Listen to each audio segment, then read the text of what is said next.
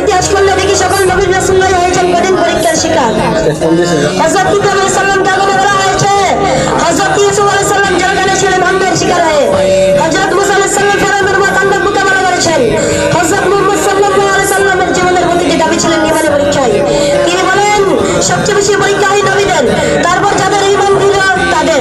প্রিয় উস্তাদগণ, ছাত্র ভাইরা, আজ আমরা এই কঠিন পরীক্ষার মধ্য দিয়ে যাচ্ছি।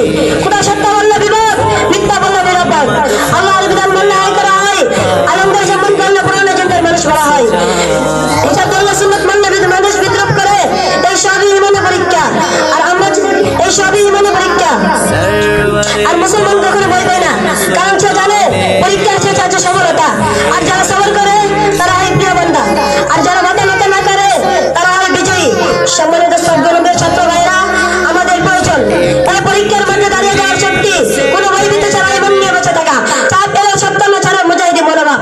আমরা যদি এই মনে পরীক্ষায় পাস করতে চাই তাহলে আমাদের আমল করতে হবে, সবর থাকতে হবে, জালেমদের